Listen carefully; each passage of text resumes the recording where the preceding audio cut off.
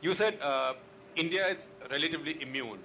And there was a session at Davos as well, how immune is India. My counterpoint to that would be, is India immune because India hasn't globalized enough?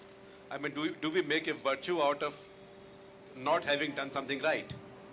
I think the answer may be yes.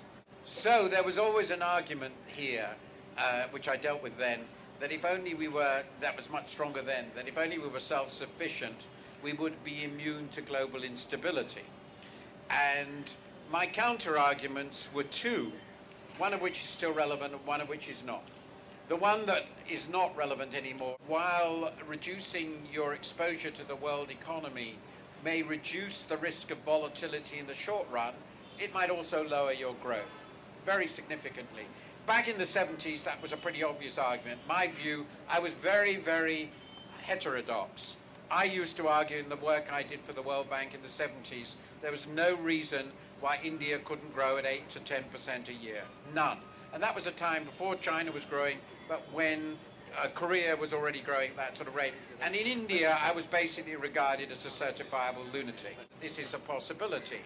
But if you compare, if I may say so, with the greatest respect, India and China, it's pretty clear that China started this rapid growth earlier and sustained it faster.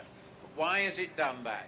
It's of course more exposed to the world economy, there's no doubt. But the main reason is that in addition, that China's growth was built in large measure on export-oriented manufacturing, which is a trick that India has missed. There are costs to not being globalized. There are benefits in crises, provided you've got enough, always enough to support, to pay for all the imports of essentials. That obviously has to be done, and essentials now include a vast range of capital goods and other things that you can't make, and every country can't make.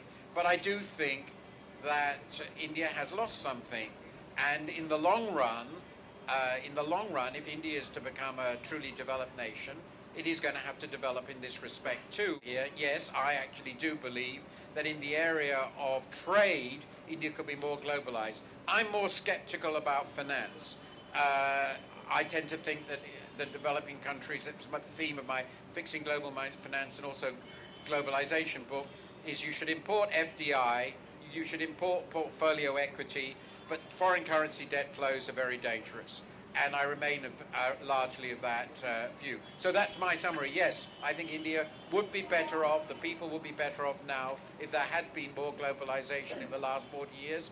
It's quite possible to imagine India's GDP, quite possible that if India had done what it has done 20 years earlier, GDP per head would now be 3 or 4 times higher than it is. Think of what a difference that would make to the lives of Indians and where India is now. So I do think that was a great missed opportunity, and the country shouldn't go on missing opportunities.